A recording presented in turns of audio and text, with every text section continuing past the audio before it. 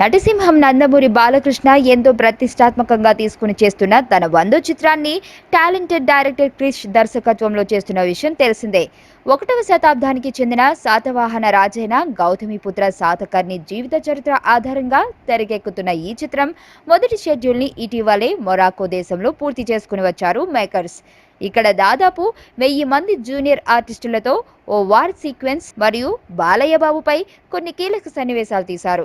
అలాగే ఈ చిత్రంలో మెయిన్ విలన్ గా నటిస్తున్న ప్రముఖ బాలీవుడ్ నటుడు కబీర్ బేడి మరియు బాలయ్యలపై కీలక సన్నివేశాలు కూడా షూట్ చేశారు.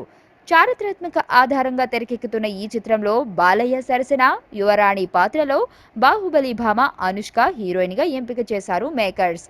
చారిత్రాత్మక చిత్రాలకు కేర్ ఆఫ్ అడ్రస్ గా నిలిచిన అనుష్క అయితేనే ఈ చిత్రంలో బాగుంటుంది అని భావించిన మేకర్స్ పలువురు భామలను సంప్రదించిన తరువాత అనుష్కనే ఫైనల్ చేశారు. అలాగే గతంలో దర్శకుడు క్రిష్ తెరకెక్కించిన వేదం చిత్రంలో అనుష్క మంచి పాత్ర పోషించిన విషయం తెలిసిందే. అప్పటి నుండి దర్శకుడు క్రిష్ కు అనుష్కకు మధ్యలో మంచి ర్యాపో ఏర్పడింది. అలనాటి అందాల నటి హేమమాలిని ఈ చిత్రంలో బాలయ్యకు తల్లిగా, రాజమాతగా గౌతమి పాత్రలో నటిస్తోంది. దేవిశ్రీ ప్రసాద్ సంగీతం అందిస్తున్న ఈ చిత్రాన్ని ఫస్ట్ ఫేమ్ ఎంటర్టైన్మెంట్స్ బ్యానర్ పై క్రిష్ అన్నయ్య రాజీవ్ రెడ్డి నిర్మిస్తున్నాడు. బతుకు బాగా కోరుకుంటది, ఊరు పరువు కోరుకుంటది. రెండు లేవని తెలుస్తుంది ఇక్కడ.